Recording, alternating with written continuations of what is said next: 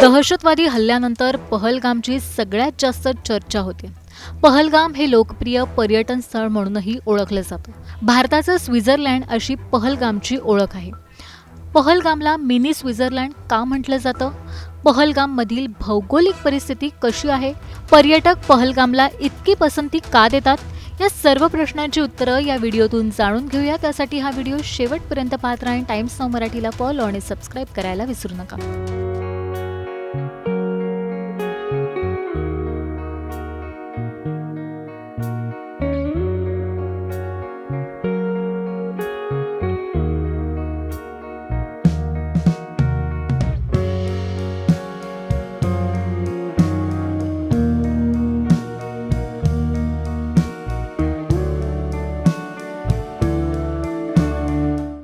काश्मीरला भारताचं नंदनवन आणि पृथ्वीवरचा स्वर्ग म्हटलं जातं.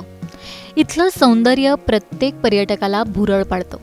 उंचच उंच बर्फाच्छादित डोंगर, हिरवेगार आणि डेरेदार देवदार वृक्ष, हिरवाईने नटलेली विस्तीर्ण कुरणं, मधूनच झुळझुळ वाहणारी नदी, एखाद्या चित्रात शोभून दिसेल असं काश्मीरचं सौंदर्य, जिथे स्वर्ग सुद्धा फिका वाटेल.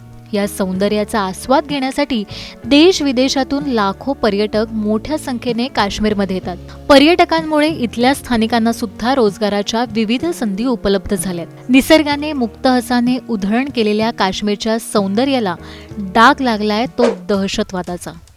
22 एप्रिल 2025ला पहलगाम पासून 5 किलोमीटरवर असलेल्या बैसरन इथे दहशतवादी हल्ला झाला. या हल्ल्यात महाराष्ट्रातील 6 जणांसह 28 पर्यटकांनी आपला जीव गमावलाय. बैसरांच्या डोंगर रांगांमधून आलेल्या दहशतवाद्यांनी हसत खेळत बागडणाऱ्या पर्यटकांवर गोळ्या झाडल्या.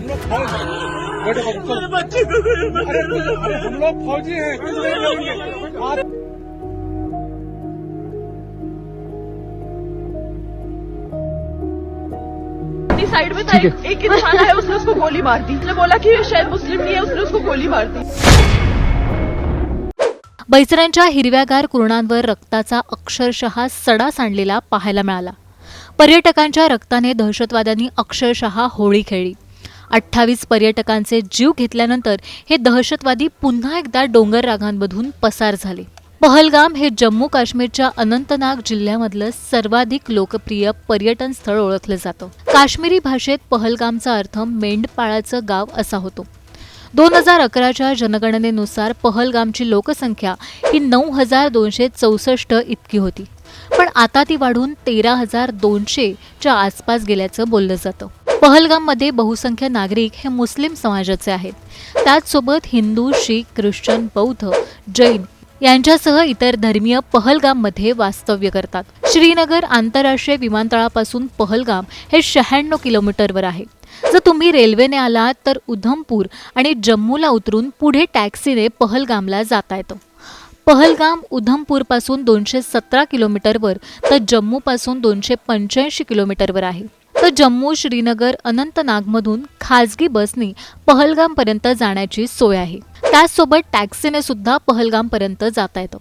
दरवर्षी लाखो पर्यटक इथे निसर्गाचा जवळून अनुभव घेण्यासाठी येत असतात. इथली भौगोलिक परिस्थिती मनाला भुरळ पाडणारी आहे. निसर्ग समृद्ध गाव, हिरवीगार कुरणं आणि सुंदर सरोवरांसाठी पहलगाम प्रसिद्ध आहे.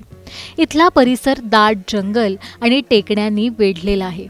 त्यामुळे अनेकांना पहलगाम भारताचं मिनी स्वित्झर्लंड वाटतं.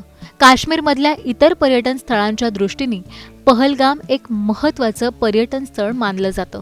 अनेक बॉलिवूड सिनेमाचं शूटिंग सुद्धा याच परिसरात झाल्याचं सांगितलं जातं.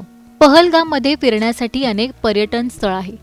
चंदनवाडी, शेषनाग सरोवर, पंचतरणी, अमरनाथ गुहा, अरू व्हॅली, लिडरवाट अशी काही जवळची फिरण्यासाठी महत्त्वाची ठिकाणं आहेत.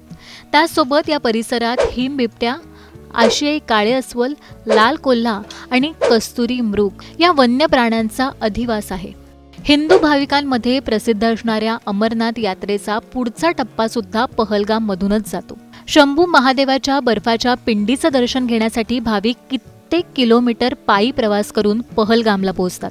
पहलगामला थांबून भाविक पुढे अमरनाथ यात्रेसाठी रवाना होतात. यंदा 3 जुलैपासून अमरनाथ यात्रेला सुरुवात होणार असून त्याच्या नोंदणीला सुरुवात झाली आहे. निसर्गाचा वरदहस्त लाभलेल्या या परिसरात आता दहशतवादाने हातपाय पसरायला सुरुवात केली आहे. पहलगामच्या हिरव्यागार भूमीला दहशतवाद्यांनी रक्तरंजित केले. दहशतवादावर कठोर प्रहार करून ही निसर्गाची भूमी शापमुक्त होऊ दे अशी विनंती इथले नागरिक करतात. पहलगामच्या या शापित सौंदर्यावर तुमचं मत काय? आम्हाला कमेंट करून नक्की सांगा.